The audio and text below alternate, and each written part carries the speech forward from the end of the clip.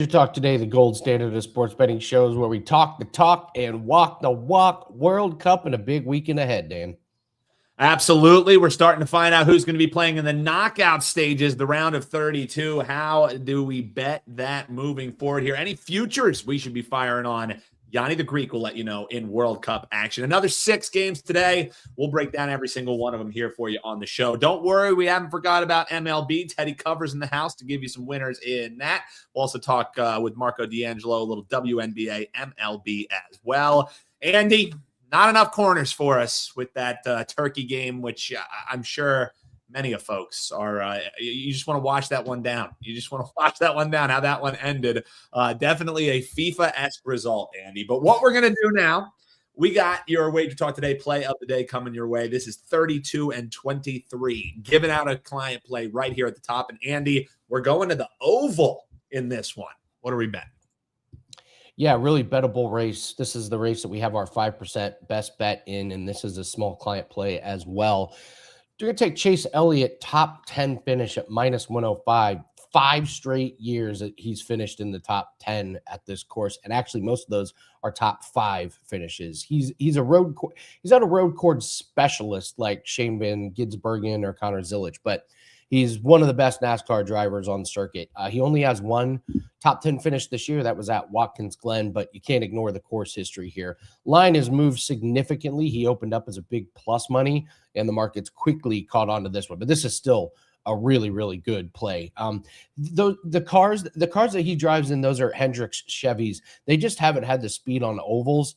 Doesn't really matter at the road courses. It comes down to handling and driver experience, and Chase Elliott has all of those. So we lock this in now. We've got a lot of top 10 opinions on this race, and you got to lock them in now because when they qualify, if these guys are qualifying in the top 10, this is going to be minus 250.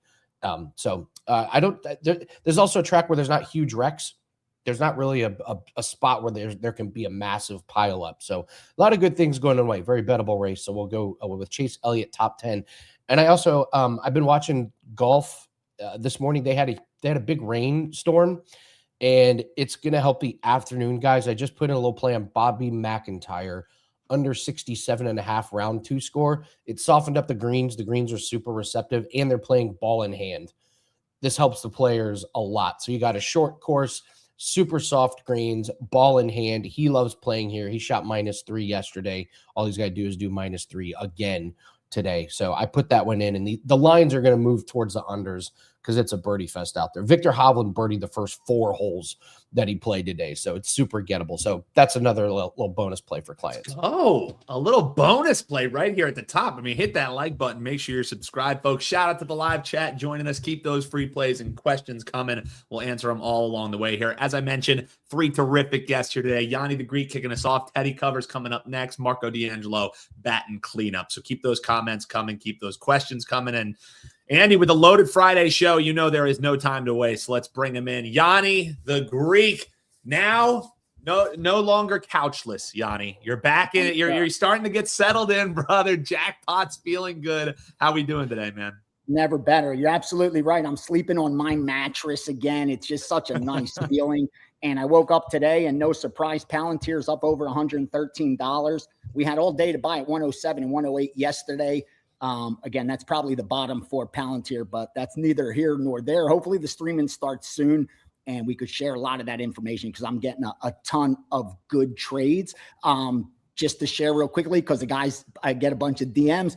The trade I'm getting into today is I am going long the US dollar, and the best way to do that is through UUP.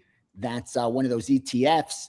Again, this is not financial advice, but I do see the dollar breaking out, which means precious metals will continue to drop. They will give us an opening in a few months to get gold cheap again, silver cheap again, but the dollar is breaking out. So you want to make a quick trade, you may want to look at the US dollar. With that said, I also heard, I log in early to make sure to see what you guys are sharing, and you touched on World Cup futures. Well, I just got my updated power ratings. No surprise, Spain still at the very top, although they are the team that's still offering so much value. I can't believe I just logged into one of my books and I can get 5-1 still on Spain. And it's because they haven't made a ton of noise in this early round. People are talking about yesterday, we had Germany coming in that had scored 9 goals. They lost against Ecuador, but coming in, there was a hype, like they were moving up and other teams are getting the attention and Spain's being overlooked. But on paper, Spain is still the best team. It's not France.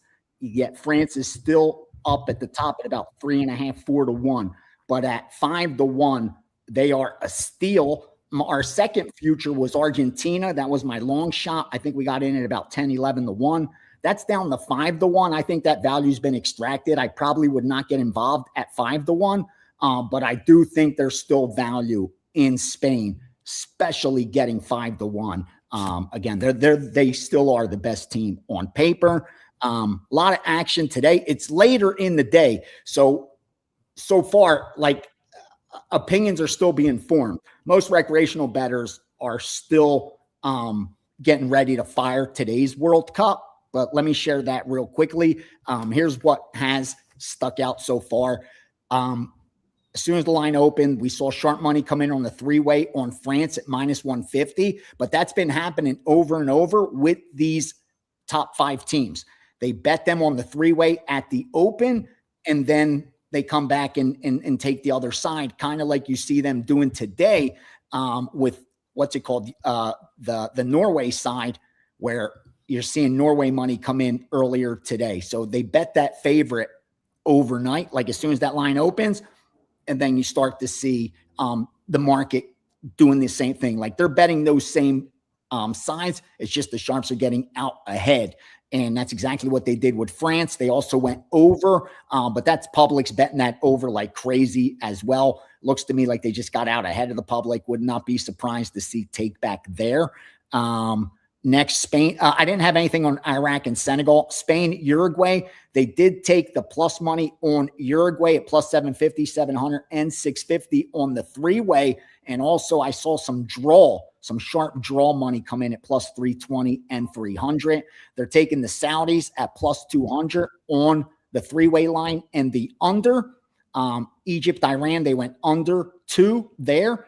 And then finally, Belgium, another favorite. No surprise. They are the biggest favorite today, meaning on paper, the highest probability of advancing, of winning today, forgive me, is Belgium. They have them capped near 80% over New Zealand. So no surprise, Belgium got hit as soon as that went up at 480 and 500. But did see New Zealand at plus 1,600 and plus 1,500. So they're like just taking little positions when they see there's some EV on the board, and more times than not, like they're always getting closing line value. But I think the real gold lies in most of those props. And then as we approach the round of like now 32 and 16, I think you'll see more legit sides and totals because it'll be so heavily like public money that it'll open up like value for these sharps to be able to get involved in more sides and more totals and not have to dig deep into those prop markets and corner kicks and stuff like that. But so far it's been a books World Cup. If you've been booking it, you've been profiting for sure. And like I said, the difficulty I think the bettors have is kind of like we saw last night with the USA. Even guys that, wanted to bet Turkey, it was like, how do you do it? Do you bet them on the 3-way? Do you take the half a goal? Do you like, I see that because I'm in the sports books a lot and I just hear the conversations, and it's just the sports books in such an advantageous position, especially against US bettors who were used to betting, laying 11 to win 10, point spreads, money lines. But I talked about it yesterday. When you throw in the possibility of a tie, like that wrench thrown into the equation has really made it difficult for U.S. bettors. Like the U.S. bettors, according to books that I'm speaking to at least, because again, they're not getting action throughout the year. They're not booking Asia, Africa, countries like that. They're just booking mostly U.S. And they're not really betting a lot of soccer throughout the year. Now they're getting a ton of soccer volume and it's getting crushed. Like the recreational bettors are getting absolutely destroyed in this World Cup.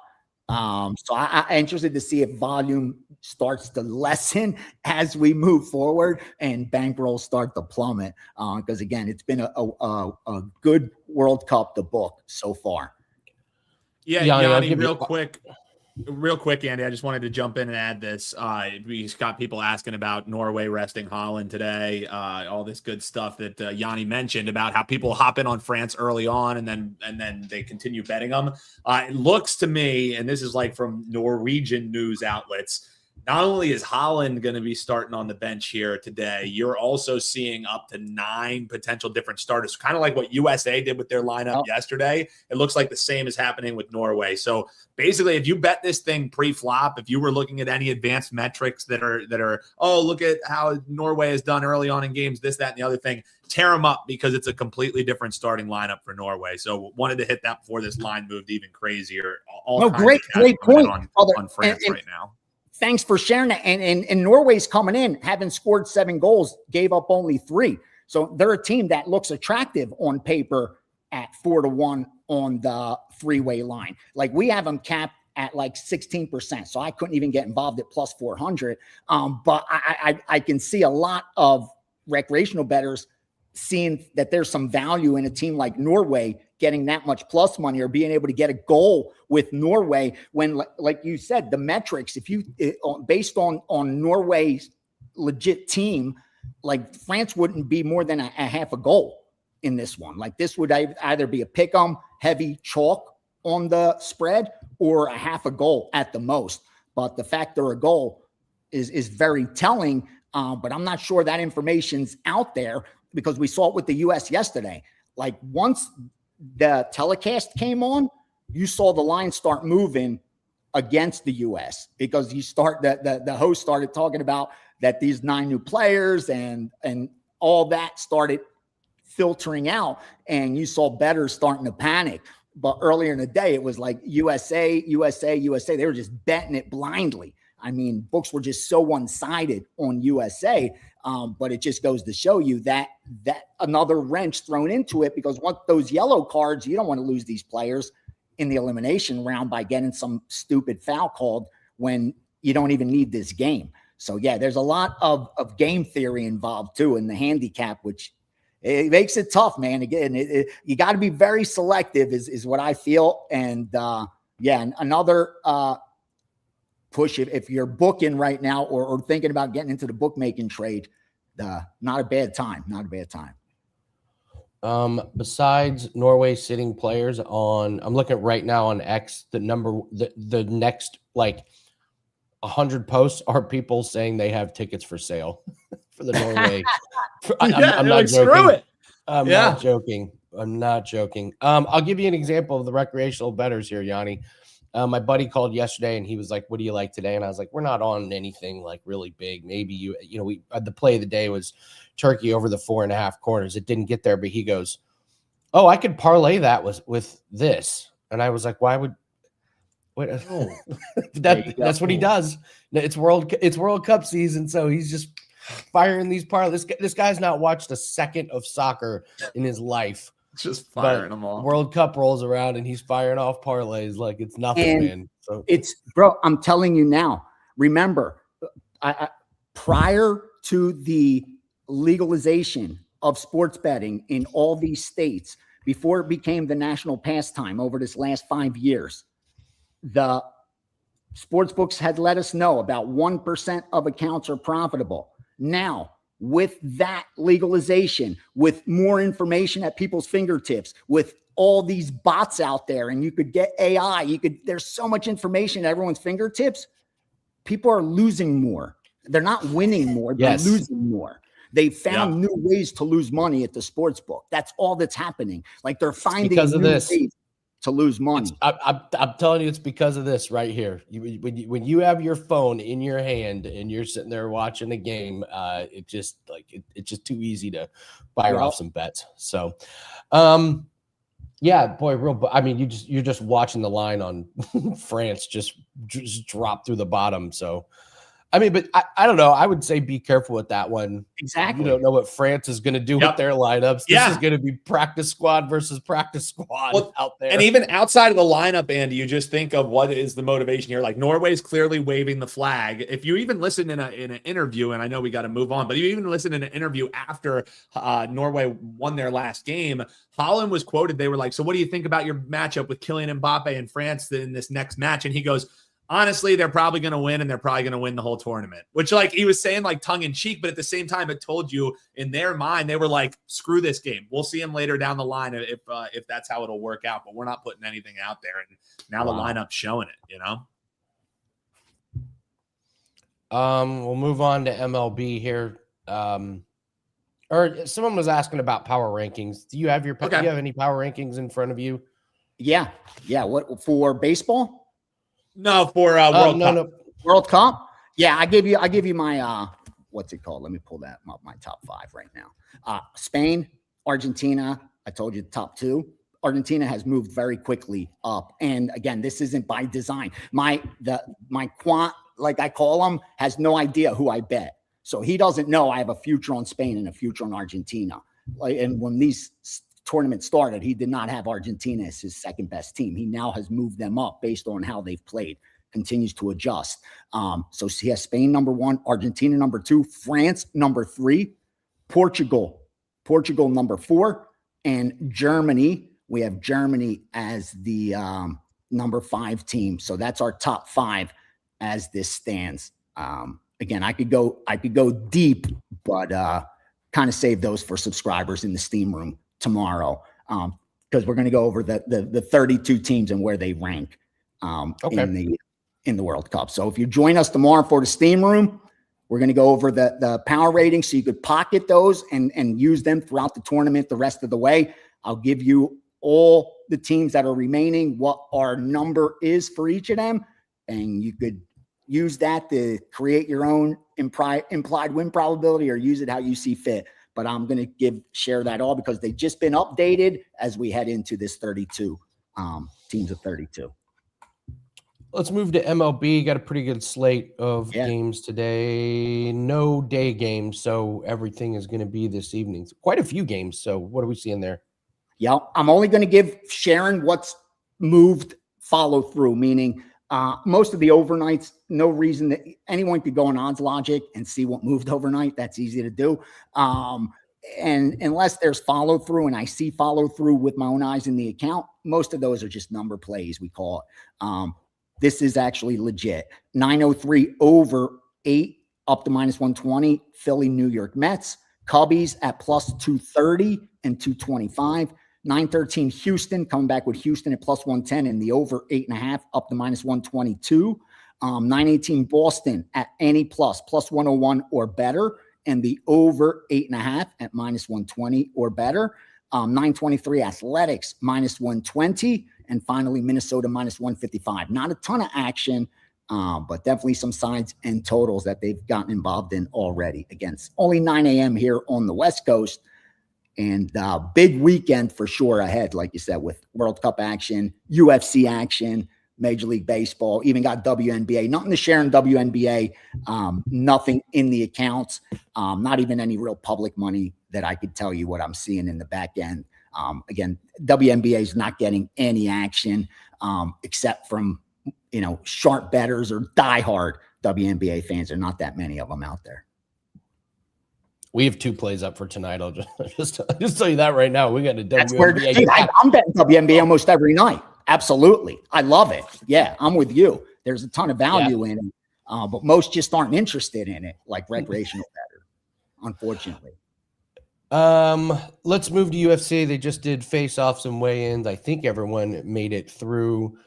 Shara Magomedov got into it with Michelle Pereira. Love Shara in that one. So what are we seeing? Any big line? You still like Shara, even with that big price? You think it's warranted? Yeah, Michelle Pereira's washed, man. And I've heard multiple people say they think he's lied about his age. Because how else do you describe this complete cardio fall off that we've been seeing? I agree, but not to move forward. But have you seen the Max Holloway line drop with Conor McGregor? There's another one I don't get.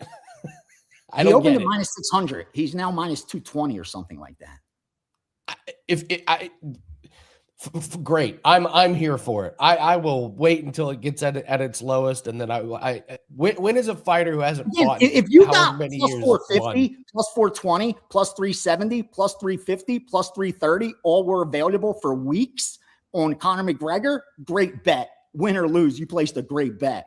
But most are betting it now at like plus 210, 215s, 220s. That they're getting since they've seen, well, they saw the interview.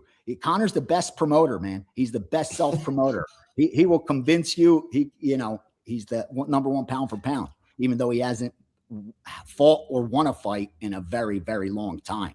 But yeah, getting back to this Saturday's card, I like that. I saw some take back on my move on Camille. I gave out Camille yesterday.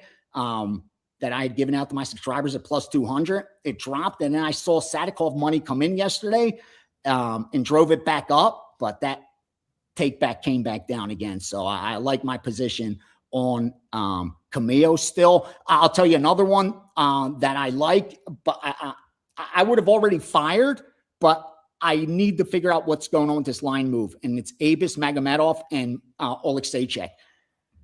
Abus should be favored in this fight. I don't see why Oleksiejczuk is the favorite and why the sharps are betting him, because he got money early. And with World Cup action, there was even NBA playoffs or NHL, whatever. Like no recreational bettors really tying up Oleksiejczuk and Magomedov money a week in advance. You know what I mean? That's sharp. So I don't understand why the sharps love Oleksiejczuk in this matchup so much. I get it. He's won 3 straight fights. But it's against Marc-Andre Barrial, who's 1-4, 1-5 in his last 6 fights. It's against Gerald Meerschaert, who hasn't won a fight since 2024 and has lost 5 straight. And against Cedric Dumas, who I don't even know if he's in the UFC anymore, but he hasn't won a fight since 2024 either.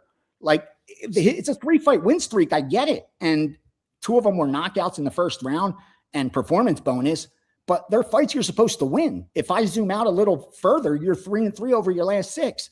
And guys like Holland, Pereira, you lost to. That same Pereira we're talking to, that's 46 years old.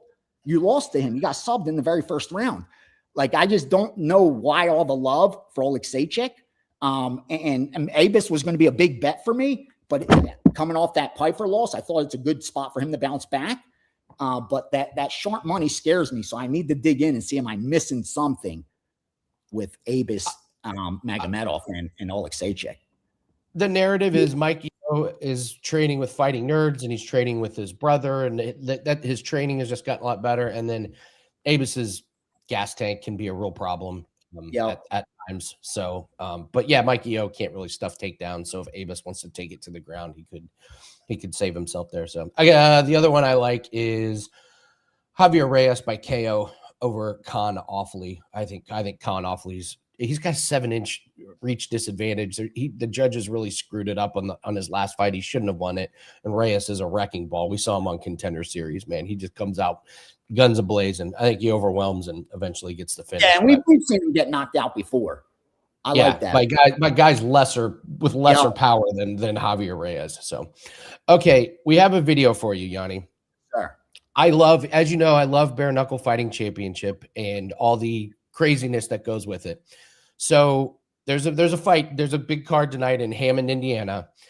And I think my favorite part of bare knuckle is researching guys. So you click on the guy's last fight, and I'm not joking. This is the guy's last professional fight. So Dan, if we could run this is honest to God, this is real. So again, researching bare knuckle. Is it not working, Dan? Like the video is frozen. Here it is. There you go. They put him in hockey gear and they put him on skates and they dress him up like hockey players, and then they have a bare knuckle match on ice. It's called Ice Wars. That's awesome. Bare knuckle Ice Wars. So this guy has lost 2 straight fights in Ice Wars, and now he's going to fight tonight in bare knuckle. Look, the refs are on skates. They got these like padded helmets. It was one of the funniest things I have ever seen. They got women to do this next. They got to get women. I don't know. No. So yeah. How do you handicap this fight, Yanni? Like good skate movement, good rink awareness. Take a shot. Right. Can he take a shot? Did he pull the jersey over the guy's head? Clinch, probably, right? No shirts to grab tonight, though, unfortunately. That's awesome. So, by the way, he's going to get murdered. He's going to get absolutely smoked. You firing on BK? You got some bets? Yeah, I got a client play that's up. It's just the classic. It's just the classic bare knuckle where they put some of these guys that have no business being in a ring against professional athletes, and they just get mollywopped in 15 seconds. So, yeah, there's all we could do a whole segment on this, but we're running late. So where they fight inside of cars. There's one where they fight hanging from bars, like 10 feet in the air, and they have to fight. And they put 4 of them up there. Hey, there's Jackpot. What's up, Jackpot? There he is. He's living the dream. He's getting big. Yeah. Oh, that's great. All right, Yanni, what do you have up for Friday? My UFC's package is up. I fired another 4%. That's in there as well. The World Cup package will probably be up within the next 60 minutes. Able to confirm baseball like yesterday. We hit yesterday's baseball 4% on the Steam sheet. Going to put that out as well. So over the next 60 minutes, those should be up. And Steam Room for subscribers tomorrow. Don't forget 1 p.m. Eastern. We'll go over a lot of stuff. And best of luck over the weekend. Let's do some damage. Coming off a winning day. Let's continue that. And best of luck to all this weekend, brother. Do some damage. Thanks, Yanni. Appreciate it. Yanni the Greek joining us on a Friday. Would you ever do that, Dan? Would you ever do Ice Wars? Dude, I am the worst skater known to mankind. Like I have pretty good balance and everything, but you throw skates on me, forget it. So no, I would get my ass whooped in Ice Wars, Andy. Well, part of the handicap on this guy who's fighting tonight was I said the only thing he does worse than skate is fight, which is bad, which doesn't bode well. It doesn't bode well for him tonight. Bad skate movement, bad skate work. So, man, in all seriousness, yes, we do have a bare knuckle play. It's up for all access clients, and I did attach it to the pack that we have today. We got a WNBA 2-pack. There's an MLB pack in there. All access clients, you guys are loaded up. We got a couple cricket plays in there as well. There's going to be a World Cup official play for tomorrow that we'll have. So a lot of good things. Perfect day to get a 3-day pass. You get 3 days free. So we're going to have a monster weekend. You also get that 5% NASCAR play. That's the big one that we have for this week. So we're going to have a lot of plays. So you get 6 days and it's half price. So that's over at wt.buzz/AL. Looking forward to a big weekend. Has not been a great week for us, but coming off a really nice, easy winner on the tempo last night in WNBA. Did you see Mabry tied the WNBA record, scored 53 points in a game last night? The only thing I've been seeing, the only thing that I've been seeing in WNBA is the meme that you guys talked about of the point. I'm seeing it remixed a million different ways, and all of them are more hilarious than the next. So that's been my main WNBA intake, man. In the moment, I was like, "Oh, that's a meme," and yet Sophie like pointing at her. It's really good moment. So, we got to bring in Teddy, and I got to start off with this. Then I'll let you guys go. But right before the show, I said something. I said, I can't believe the Connecticut Sun are a bet on team. They're 3-15, yet they're covering spreads. And you just got this glisten in your eyes. Tell us what you said. Sure. So it starts to have, for me at least, starts to happen like a week or two after the NBA finals. You know, where all of a sudden you get, you've been doing this. I've been doing this for 28 years. You need stuff that, motivates you, that gets you excited and all that. And as soon as you started talking about it, you're like, oh yeah, this is a bad team, but look, they started to play better, but they haven't started to win games yet. And I'm like, you know what? I love that. That's arguably my favorite type of team to find. A team that's got off to a terrible start. They're being priced like bottom feeders. Their level of play has improved. The markets haven't paid any attention. So you got a 3-15 team that's playing like an 8-12 team or a 10-10 team, and the market to price them like a 3-15 team. You can ride those teams for weeks, for months sometimes, before the markets catch up to their level of play. So there's something about this time of year. As you get to late June and a couple of weeks out of NBA, all of a sudden you're through, you're like, yeah, I'm waiting for this. I can't wait. I'm doing NFL work every day now. I'm doing college football work every day now. And at this time of year, all of a sudden you get that light on. Yeah, this is why I love doing this. I love digging. I love finding the little stuff. That's to me the thing I always loved about sports betting is doing the prep and then seeing the prep play out on the field. So I don't know. That's kind of a long answer, but yeah. You're right. There are some moments, and one of them for me is when the first person says something to the effect of, "NFL preseason's only 6 weeks away." You're like, "Oh, oh," or NFL futures drops. Okay, all right. So, Dan, take it away. We got some MLB games to break down with Teddy. Yeah, absolutely, Teddy. Let's get into it because nothing gets you more excited than some baseball action, right? We are going to circle back and talk a little bit about some NFL preseason totals, things like that, because the report is it's looming, folks. But right now, let's talk Yankees and Red Sox, Teddy. Red Sox coming off that outright dog win yesterday. A lot of folks wanting to back Schlittler, our favorite name in baseball. Didn't quite work out for him. How do you see game 2? More of the same? Red Sox live on this money line? I mean, the fact they're only plus 102 and even less in some spots. What are we thinking about this one, Teddy? Sure. The market's certainly giving Boston some respect, as you talk about on the Odds Logic live odds screen right now. I mean, the Yankees minus 110, minus 115, which considering the differential between these two teams this season is relatively low. And obviously, when we're talking about Warren and Toll, it's not a scenario where one of these guys has been an ace, the other guy's been awful. But from how have the teams done with these two starters on the hill? Well, it's worth talking about here right now. Of course, there's a chance this game gets rained out. There's iffy weather in Boston for this evening. It looked to me, in my assessment of the weather forecast, like there may be a rain delay, but it's not likely to be rained out. But the Yankees, they're 10-2 in Warren's last 12 starts. He did get bombed last time out against Cincinnati, but much of that was unearned runs. I think 4 unearned runs in that ballgame of the 6 that he allowed, and that's one of his 2 losses during this 10-2 span. Was his last outing, and the issue last night for the Yankees wasn't bad pitching, wasn't the lineup couldn't hit, it was the defense screwed up. All 6 of Boston's runs that they scored last night were unearned. The Yankees committed 4 errors in that ballgame. Aaron Boone. We just didn't do a good job of taking care of the ball. Not the way we've been playing. Are capable of playing. Ultimately, it's too much to overcome. It happens sometimes. It's just not fun going through that. And when you make mistakes in a game, especially one that you have a lead, blah, blah, blah. So, obviously, the defense was the biggest issue for the Yankees in the loss last night. And when you're giving up unearned runs in bunches, that tends to be a problem. And that obviously happened in Warren's last start. The Red Sox, 3-8 Peyton total last 11 starts. And he's only allowed 22 earned runs in those 11 starts. He's been pretty much more good than bad, but the Red Sox haven't hit for him, and the bullpen hasn't protected his leads. He faced the Yankees in April, 6 innings, 11 strikeouts, 3 hits, 1 run allowed, really a dominant showing in that ballgame. That said, the Yankees have the best road record in the AL by a wide margin. Even with the success for the Red Sox starter, they've still been losing with him on the hill. And the Yankee success on the road makes sense.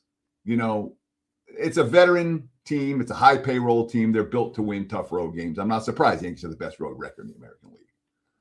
The Red Sox have the worst home record in all of baseball by a wide margin. And that one doesn't make sense. All right. It's not something you say, oh, well, Boston's built to lose at home. One would expect over the back half of the campaign, we're at the halfway point right now, the Red Sox will be much closer to 500, if not above 500 at home moving forward, as opposed to the 333 play baseball they played on the highway so far. That said, Boston 2-8 off a home win full season. 2-8 off a home. We're in late June, and they've won back-to-back home games twice all year. I can't bet on that. One was April 7th and 8th against Milwaukee, by the way. The other was earlier this month against Texas. I can't get there with Boston with that track record. I do expect the Red Sox eventually to get better at home, but 2-8 off a home win. I'm not betting on that in this price range. Yankees or pass in the bounce back spot for this better. The discount on the Yankees has Teddy throwing up the buy sign there for the New York Yankees. Comment below. Let us know what MLB bets that you like tonight. Teddy, we're going to talk here about Cubs and Brewers in just a second. But right now, over at your page, WT.buzz/TC, you got a play that you like even more than either of these that folks can check out over at your page. And it's been nice here in MLB, Teddy, over 56%, right around that mark. So keep on chugging here in MLB. What'll folks find over at your page, man? Yeah, we're just grinding. I mean, I haven't been on a monster MLB streak. I haven't been on a nightmare MLB streak. It's been slow and steady wins this race. We're up, 30 plus units of profit since 2025, riding a 56% run. And one best bet available at WagerTalk.com. Two best bets for the clients. One of those also at SportsMemo.com. Only $7 on Friday. Love it. Save a little cash. Check out the sister site over there at Sports Memo as well. All right, Teddy, Cubs and Brewers. Interesting spot here simply because you got one of these Cy Young, you could argue, front runners in Mizorowski. He's off his first losing outing in his last outing. That was 7 days ago. I think they lost to the Braves in that one. So price kind of reflecting. Mizorowski on the mound for this Brewers team who can hit against anyone. This feels real rich, though, Teddy. What are we thinking in this one? How do you attack this with a huge $2.50 favorite? So once in a while, when you're doing work on a game, you run into something and it just pops. You're like, wow, I can't believe I haven't seen that before. And I'm only going to look at that. And I ran into this game. I was doing my work on this game last night. I ran into an angle that's 14-0 the last 14 tries for the Milwaukee Brewers. So I'm going to talk about that in just a minute. First, let's talk about what the number is right now. Obviously, looking at the Odds Logic Live odds screen, the money has come for Chicago this morning. We've seen sharp money. Johnny talked about earlier on the show, and I'm seeing as low as minus 225 for the Brewers right now at the books that cater to professional bettors, the wise guys. The books that cater to recreational bettors, well, I'm seeing minus 250, minus 255. So there is a sharp square divide on this game, and the pros are clearly on the Chicago Cubs at the plus price. Total in this game sitting at 7. Was 7.5, got bet down to 7 earlier this morning. Now we've seen a little bit of buyback towards the over. But the Cubs have been the streakiest team in baseball all year. 27-12 start with a pair of 10-game winning streaks. Then they go 2-14. They had a 5-8 stretch to drop back to 500. And now what are they? 10-3 their last 13, 6-1 their last 7, 4-0 their last 4. They just obliterated the Mets in New York. They got Carlos Mendoza fired finally. Thankfully, if you're a Mets fan. That being said, the Brewers are a lot tougher than the Mets. And you worry about fatigue issues for the Cubs today. They had a doubleheader on Wednesday from a game that should not have been rained out on Tuesday night, but they called it too early. Then a late start. They wanted an early start getaway day. It was a late start getaway day game yesterday. The bullpen has been used extensively this week. There are concerns about, and if this is a battle of bullpen, the Brewers had yesterday off. They swept Cincy and Cincy, had yesterday off, and the Cubs have played 3 games the last 2 days. Much better bullpen situation for Milwaukee than Chicago in this contest. And the Cubs haven't been winning for Colin Ray. 1-7 his last 8 starts. He's got no strikeout pitch, only 10 strikeouts, so the Cubs are 0-4 in his 4 June starts. He did throw 5.1 innings of shutout ball last time out, and the Cubs still gave up 8 runs behind him and lost to the Blue Jays. So they certainly haven't been winning for him on any consistent basis. The Brewers have been winning for Mizorowski, obviously. 7-2 his last 9 starts. He did lose last time out to the Braves, 3-2. Full season, they're only 9-6 in his 15 starts. That's not profitable in this range. But of late, obviously 7-2 the last 9. The dude's got 138 strikeouts. He's throwing 104 miles an hour. Only Chris Sanchez from Philadelphia is even close to Mizorowski's strikeout numbers. But the bigger issue, Milwaukee, with that rested bullpen behind them, Milwaukee 31-13 their last 44 games. The hottest team in baseball, and they don't get on national TV, and nobody talks about them. They don't have superstars. They're not the Yankees. They're not the Dodgers. And all they do is win games. They swept the Cubs in Chicago, the only previous series this season. They won in the playoffs in Chicago against last October. The Cubs had them at home and couldn't win a game when they had the playoff revenge rematch. And here's that under the radar angle I was talking about. I don't know if it's meaningful. I do think it's worth noting. They lost the first try in this role this year. The very first series, they beat the White Sox in the finale and then lost the opener of the next series. That was March. Since that time, the off a win to close out, this is the Brewers, off a win to close out a series, now playing game one of the next series. 14-0 in the last 14 tries. So they've been very good at carrying positive momentum forward, taking a win to close out one series and get a win to open the next. 14-0 in this role.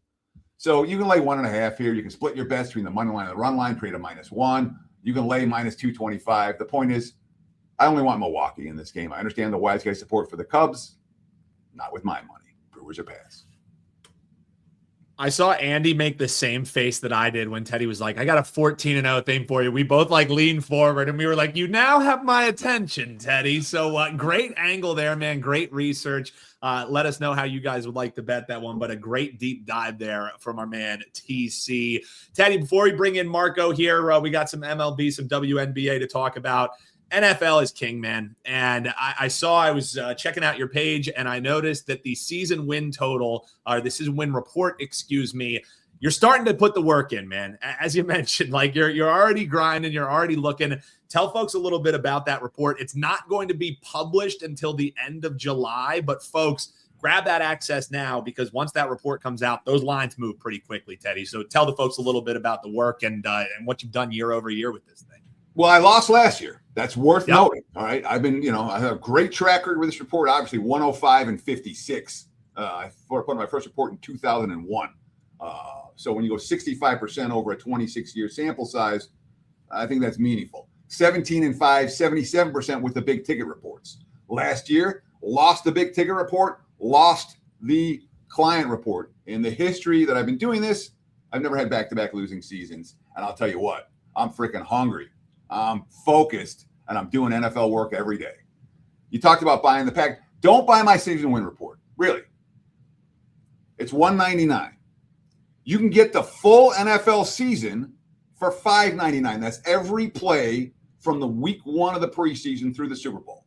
And you get the win report for free. You can get a combo package right now. NFL and college football combined. And oh, by the way, take $250 off that package with promo code, Play USA to take $250 off.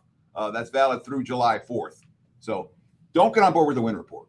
Get an NFL full season package and ride with me through the Super Bowl, or get an NFL and college football full season package. Take the $250 off today and ride with me through the Super Bowl and the national championship game. That's my advice. Thanks for listening. Awesome stuff, Teddy. Can't wait to pick your brain on some of these season win totals. So thank you very much for joining us. Going to be a lot of research ahead for Mr. Covers throughout the summer. So good luck. Godspeed, Teddy. Good luck in the lab. So nobody puts in more work on season win totals than Teddy. So appreciate you, Teddy. Cheers. That's what I love, man. Cheers. Yes, absolutely. He does love the grind. Like, been doing it for a while, just loves the grind. So, dude, when we were talking before the show, Andy, and he just lit up, you and I were both just like, that's Teddy at his best right there, man. Like you can tell the man's getting dialed in. Yeah, absolutely. So I got a couple. So we are kind of in the dog days of summer here. So I want to try and spice things up a bit. So I am working on getting a couple of special guests for next week. So I'll let you guys know, but here's one guest that I want to bring in. So I just finished the series of Suits. Okay. 9 seasons. It took forever. You just have to have it on in the background and like follow it. So we have a friend of ours, Chris, who's a lawyer down in Florida, and I want to bring him on to go over what's the most ridiculous thing about the show, power rankings, from a lawyer's perspective of Suits. So seems like a good time of year to go over that. So anybody that watched Suits, just like how the desks just have no papers on them. This is like a high profile law firm, and there's just no papers anywhere. How they can schedule court hearings like that day. Like, this process takes months. They're like, Give me a court hearing. When? This afternoon. Done. Like, wait a minute. Like, you can't do that. So I think that would be a lot of fun to get a lawyer's perspective on the show Suits. But great, it was a good show. The last season they struggled, but that's to be expected. So I enjoyed my experience. All right, let's bring in Marco to talk about a few things. Marco, we got some talk in the chat, live chat about the horse racing. Are you doing anything with the horsies, the ponies this weekend? We are going to have something in the big race at Churchill tomorrow. Big showdown, great for racing. It's only a 5-horse field because there were a couple scratches, but you got 4 powerhouse horses in that race. So we'll have something. Last week when I was on a plane, I was at the airport and I had an hour to kill, and I started looking at the racing form, and all of a sudden I saw the Ohio Derby, and I'm at the airport, and I hurried up and loaded the Ohio Derby for our clients, and we cashed the Ohio Derby. First time that I watched a race at 30,000 feet, guys, on the airplane, rooting the horse home. So that was pretty fun last week, and we'll have something for that for the clients. It'll be included to all access clients, and I'm going to put up a special package tomorrow with that. Were you screaming at the phone on the airplane like, come on, go? The wife was sitting next to me, and she knows how I am watching a race. My hand went numb because she had my hand to keep me in control, knowing that I would start screaming on the plane. So, no, I did not. That's great. I mean, is there anything better than screaming at your horse who's almost ready to win, or just screaming as it goes across the line? It's great. So, guys, Murphy's Law, mortal lock, was this Wednesday. I spent, I was gone 2 weeks and I was back home. So I got to see my horse race 2 weeks in a row. We finished second both times when I was there. First race is I'm back in Vegas with Wednesday. You know what happened. The horse had finished second, runs off, wins, and no winner circle photo for Marco and the misses. But that was a mortal lock, Murphy's Law bet. Yeah. At least you got the win. I mean, it could have been worse. Yeah. So, and the purse checks, ease the pain a little bit too, Yeah. Well, let's break down MLB and then a WNBA game, and then Dan and I will go through all the World Cup games. So we got to talk about this Dodgers Padres. This is like kind of been deemed like a rivalry only to the Padres. Like the Dodgers don't really care about it. Like that seems to be the narrative here. You got Buehler going for San Diego. You got Sasaki going for the Dodgers. Dodgers just seems like they're always going to be a favorite. But this minus 145, feels like if you're looking for a spot to take the Dodgers, I don't know how many times you're going to see a better price on the Dodgers here. Over under 7.5. How do you break this game down? Well, obviously, like you said, this is a big rivalry, for the Padres. But you know what? It's only June, and I hate to say that. The next 10 games for the Padres really could be their season. They're in second place, chasing the Dodgers, which it seems like that's where they're always at. But you look at them, they trail the Dodgers by 9 games. In the next 10 games, they play the Dodgers 7 times. So obviously, they've got to make up some ground during these next 10 games, or they can forget about, having any shot at the division. The other thing is, sandwiched in between the 2 series against the Dodgers, they play the Cubs. Well, the Cubs are a team that they're chasing in the wild card. They're 2 games behind the Cubs. And if the season ended today for the Padres, they'd miss the playoffs by a half a game. So I can't emphasize how much these 10 games, the importance of them for the Padres. Now, you look at it, and Sasaki goes for the Dodgers. He had 4 starts in a row where he allowed a grand total of 4 runs over 24 innings of work. But however, in his last 2 starts, he's allowed 10 runs in just 9 2/3 innings of work. So a little bit of regression with him. Looks for the Padres to take advantage of that. Walker Buehler, former Dodger, is going to give you 5 innings. You look at all of his starts, and it's like you could just, cookie cutter what you're going to get from him. He's going to give you 5 innings. He's had 8 straight starts where he's allowed 3 runs or less. In the last 4, he's allowed 1 run in each of those. And over those 20 2/3 innings of work, strikeout to walk ratio, a solid 22-5, telling me he's got command of all of his pitchers. Both teams had yesterday off. So if you're looking at a full game wager, no advantage of one bullpen over the other. They're both rested. So all hands will be on deck. But I'm going to look at this one a different way because Sasaki is kind of regressing and we know what we're going to get out of Walker Buehler. I'm going to look at this for a first 5-inning wager. And I'm going to go ahead and take the plus half a run and lay. You can get this at -115 to -120. And why I think that's value is no matter what, I still always say the Dodgers are going to be overpriced. Even though they seem relatively low tonight, the Padres, seem to rise to the occasion whenever they play the better teams. You're still laying $1.45, $1.50 on the road. I'm going to go ahead and take the Padres first 5, look for Walker Buehler to give us what he normally does. And I think that'll be enough to get us and cash the ticket here. I think, when one team has an edge like the Dodgers do, the further you go in the game, the bigger that edge becomes. So let's not make it too complicated, guys. Let's go first 5. All right, first 5 in that one. And then we got to break down the Dream and the Valkyries. Marco, the Dream put on an all-time horrific performance last game. They couldn't shoot. They had 40 points at the end of the 3rd quarter, 40.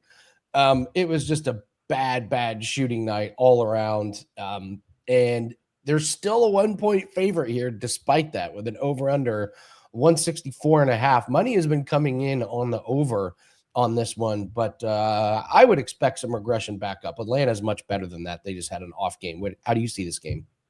Oh, absolutely. I have Atlanta is one of the top 5 teams in the WNBA, if not, top 3. It's very, the teams are grouped together, clumped together at the top, and then you got the rest of the league. This is one of those oddities, and I'm not a fan of this scheduling wise, where you get 2 teams play back-to-back games. And especially when it's back-to-back games at the same location, which you have here. And part of that is due to the travel. Golden State, the East Coast teams traveling west in that. They try to group them in and vice versa when the West Coast teams go east, play that Connecticut, that, dreaded travel to Mohegan Sun, in the middle of nowhere in Connecticut. This is a spot, though, I think Atlanta, they were ripe for a letdown. If you look at the previous 4 games before they played Golden State the other night, they had 4 games against 2 teams. They played Toronto, then they played back-to-back games against the Fever, Indiana, and Caitlin Clark, and that sideshow that you always have when the Fever, when you're playing them, and then they played Toronto again. So 4 games against, 2 teams. I think that coming off that stretch and heading west, they had a clunker. And boy, if you look at the stats, and I love to dig into the box scores, see where things were at. Were there any outliers? And yeah, there were a couple outliers, and they were huge ones. You look at Atlanta, they shot just 39% for the game. You go to the 3-point shots, they were just 4 of 18 in that game. On the flip side, Golden State couldn't miss. Golden State, ridiculous, 15 of 32 from 3. You just don't shoot 47% from 3. Those are 2 outliers that I think you're going to have come back to the norm. And of course, Atlanta being, one of the better defensive teams, as is Golden State, I think Atlanta is going to make the adjustments and you're going to see a better effort from them. And I think they flip the script tonight and get the win here. I'll lay the points. And I want to give you guys a little interesting stat. And I'm not applying it to tonight's game, but I want you guys to write this down for future wagers. Golden State has an oddity this season. First half wager. If you take Golden State at home, just in the first half, this team's 10-1 against the spread. And the reason I'm going to dismiss that tonight is because they're playing the same team back-to-back games. I think when teams come into Golden State, especially those West Coast teams, and especially if they're just starting their road trip, Golden State's a tough spot on the schedule because they do play a different style of basketball. They're not up and down the court. They can play defense, and I think teams struggle in that first half against them. So file that for future use. Look at Golden State, first half wager, especially if it's the first game of the road trip for the visiting team. That's interesting. I don't know where I stand on these. The Fever just did it against the Mercury, where it's just back-to-back games, and I don't know. It's weird, but at the same time, it makes all the sense in the world. Like why not just knock out a couple of games at the same location? Why have them travel all over the place? They do this in NASCAR. They used to do this in NASCAR, Marco. They'd race in California, then in Pennsylvania, then in Texas, then in Michigan. It's like, you guys just race in the same region for a few times? Like, why are you racing all over the country? So, Marco, you got a bunch of stuff up for the summer specials. You got the deli. So tell us what you got going on at WagerTalk. Yeah, deli. We will be recording that in the next hour. I got to get my package up for today. It's going to be a 4% National League Game of the Week.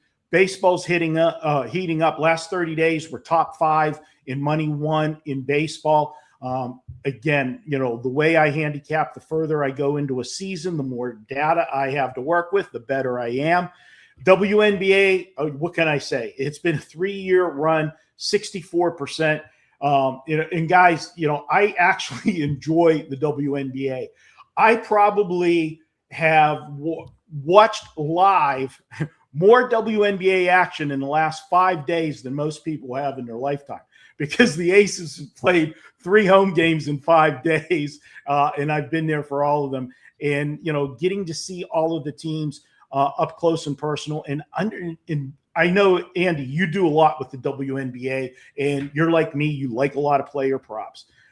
This is the most inefficient market that there is, I believe, going right now is the WNBA, because all they do with the props, Andy, is they look at the season average. Okay. Doesn't matter the matchup. It's the season average. And this is what it is. We put it up, and maybe we'll juice it a little bit to the over or the under based on the last couple games.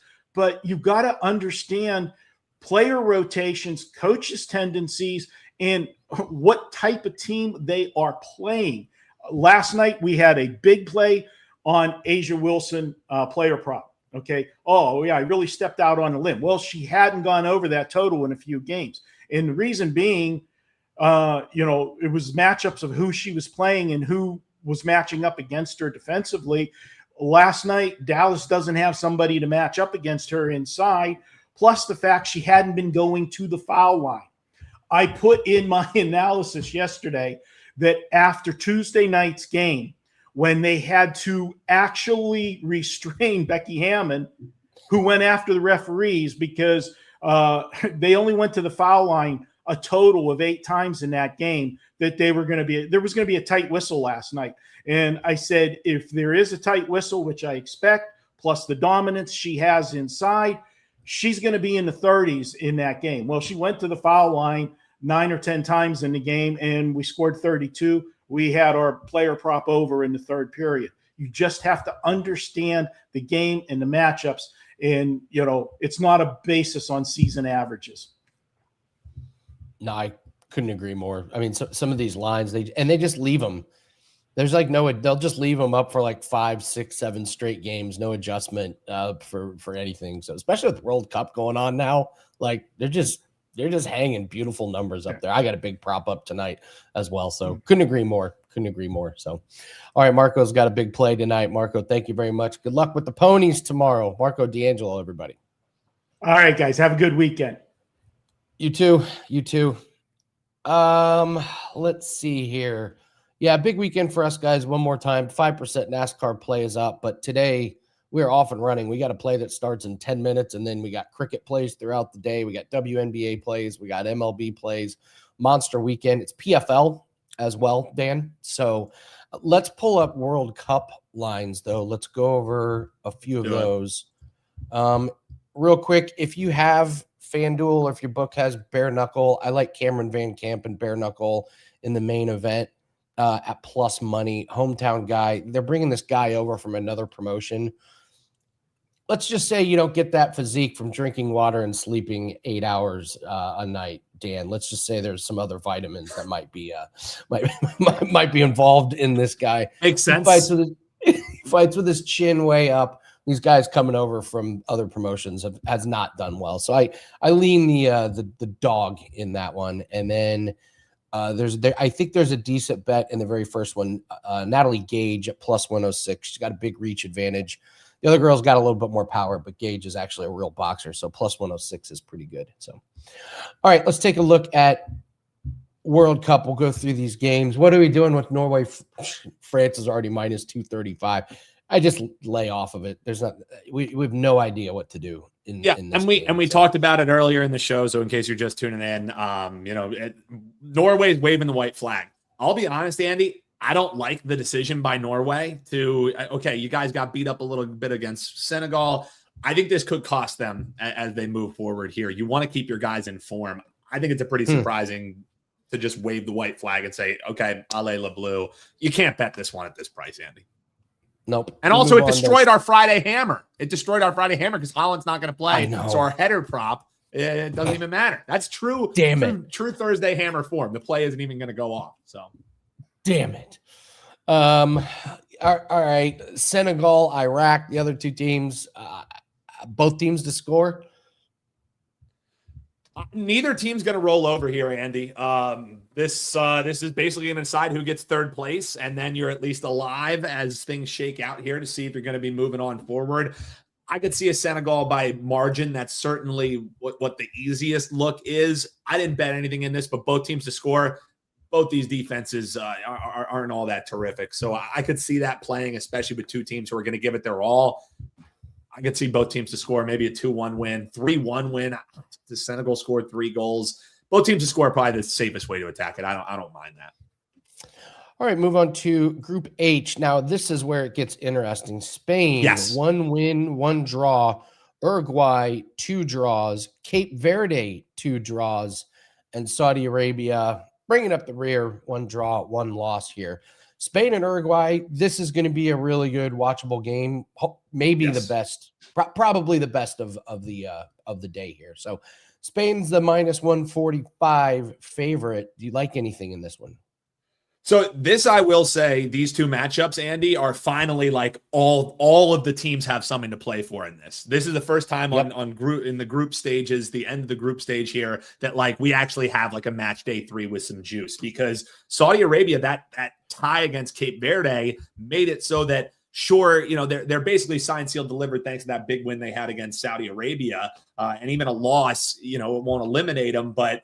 Basically, you have Uruguay. They can qualify with just a draw or a win over Spain, but that's if Cape Verde draw or lose to Saudi Arabia. And then if you're looking at what happens in that match, if Uruguay lose their match against Spain, which they're projected to do, Cape Verde can then qualify if they win against Saudi Arabia. So there's a lot of moving pieces in this one, Andy. So to be quite honest with you, I want a scoreboard watch. I want to attack these ones live. Pre-flop, yes, Spain is the side, but it's a number that's pretty poor. So if Uruguay can push them a little bit in the first half, bring that money line down a little bit, that's probably how I would attack that one.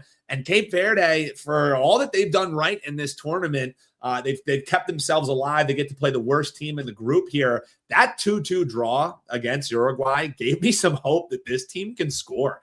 This one could potentially be a look where you're looking to bet Cape Verde Islands over their team total, over 1.5, see if they can get 2 goals in this one.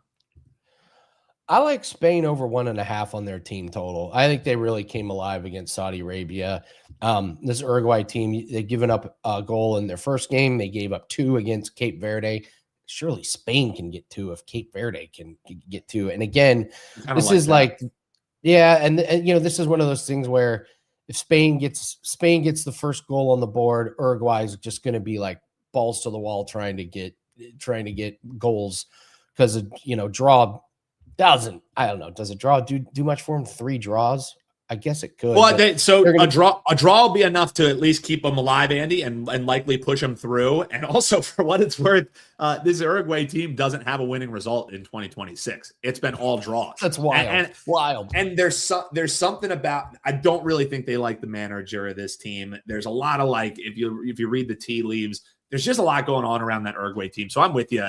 I could definitely see this being, if Spain scores early, it's a banger roll 'em spot. So maybe even look at, if you want to bring the juice down on Spain, I like that over their team total. Maybe you look at them to be leading at half and win the game. That could also bring the price down for you a little bit.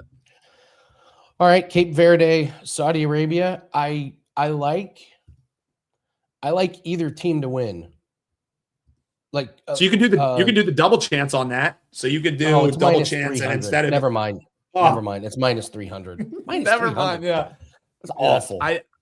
You could just take both teams to score if you want both the teams to win. Both teams to score. We saw this. Yeah, we saw this hit a lot yesterday in these certain scenarios. So, both teams to score would be the way to do it. But no, I didn't. I guess I should have checked that line before. And also, if you want to, and you don't know who you want to pick, and you like both teams to score, Andy, if you want to get, again, North price. Again, we're trying to find plus money on some of these games without making parlay.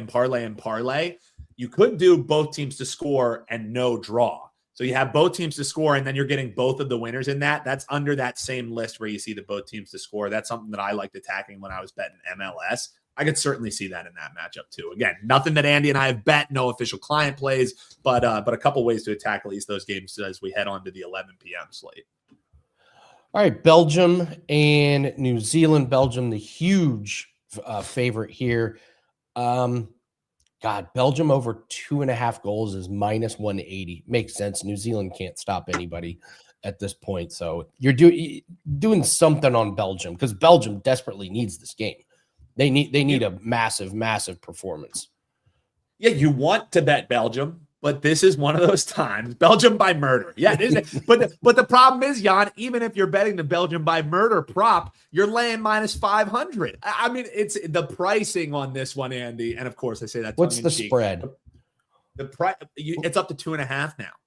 It's up to 2.5. So you need them to win by 3 goals. You know what I mean? Even if you look at Belgium win to 0, the price is insane. So when it was 1, okay, banger. Let's ride on Belgium. But let's also be real, Andy. We're backing a Belgium team that's playing a dog shit New Zealand team. Sure, but Belgium doesn't have a result in this tournament. Yes, they're playing the worst team that they've played, but that 0-0 draw against Iran when they had 70% of the possession, you want to go and sacrifice yourself on the altar of Belgium, be my guest. Pass for me, Andy. Even though that's the side, the price is one of those FU prices. You want to bet Belgium? FU. Find a parlay piece for it. Egypt, Iran, kind of like the draw plus 160. Maybe both teams to score. This would be a really close game. Yeah, and this is a game that, again, has motivation in this one. You're trying to find out who's going to be able to get pushed through. Egypt is sitting at top of the group right now because they have 4 points. That draw against Iran tonight would be enough to get qualification. However, this whole group gets shaken up if Belgium gets the win against New Zealand, which everyone and their grandmother is betting to them to do. I believe if Belgium wins and Iran wins, the standings then become who has the best goal differential. And the best goal differential, you have 2 for Egypt, plus 2, 0 for Iran, 0 for Belgium, and -2 for New Zealand. So New Zealand's basically out of it. Can Belgium get margin against New Zealand? That's their ticket, right? So there's a lot of intrigue in this one. I'm right there with you, and I think that would be a good way to probably attack this game. It could be actually a pretty darn good game to watch, though. Both of those games somehow. I mean, the more and more I'm talking about, the more and more I am almost looking at this spread at 2.5 at plus money for Belgium because they need the goal differential. They need it, because if they're scoreboard watching, if you're looking at who are the favorites in this one. Now, again, that is also assuming that Iran can pull an upset here. I'm not so sure if they can against Egypt, but still, Iran a win and they're in, and Belgium win and draw against New Zealand. They're sitting pretty. So. Yeah, it's just this Iran team worries me a little bit. So, yeah, I'm kind of with you there, Andy. If you're scoreboard watching, Belgium sees that Iran goes up in this game, they are going to put the full press on. But they have let me down so many times in this tournament that I don't want to burn myself on match day 3 because of the pricing. Like, even if this was, we're talking minus 200, Andy, I could live with that. You know what I mean? We're talking minus 1.5 and I have to lay minus 155. I can live with that. At this pricing, forget about it, man. Yeah, agreed. So, all right, we went long, but great week of shows. We got a good slate. God, we got a really, really good. Oh man, massive slate tomorrow in World Cup. So good. Just check out. Yeah, and then Sunday, only one game as of now. Canada only minus 140 against South Africa. Don't you threaten me with a good time. So clients know what we're betting in that game, but you got to go over and check it out because the handicap we're just gonna keep doing it. We're just gonna keep doing it.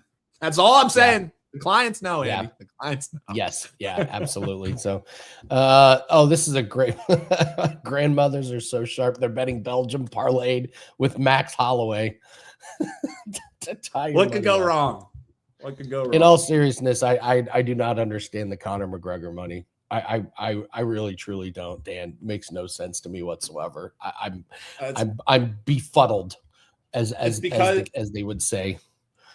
Yeah, it's because he's McGregor. It's a name bet. You know what I mean? If it was you changed his last name and people didn't know who he would that price be the same? Nope. It's just a McGregor price. Yeah. I just enjoy keep waiting because it's now it's getting close to where you don't even have to parlay Holloway. You can wait for this line to keep creeping down and creeping down and creeping down. So we saw what Justin Gaethje did to Taporia, and Max Holloway murdered Justin Gaethje. Like, just wild. So exactly. All right. Yeah. All right. So we went way long, but thank you very, very much, guys. Great week of shows. Thank you to all the guests. And once again, guys, in all seriousness, get a 3-day pass. You get 3 days free. It gets you your 5% NASCAR play for this weekend. It gets you all plays that we have today in all sports, and we are locked and loaded in MLB, WNBA, cricket. We've got PFL card tomorrow night. We got UFC in the morning. So we have a lot of bets, and that doesn't even include World Cup. World Cup plays will be coming out for clients shortly. So thank you very much, guys. Good luck on all your bets. Hit the like button, subscribe, and we'll be back Monday to recap the weekend and talk about next week's World Cup. Good luck on your plays. We'll see everyone Monday.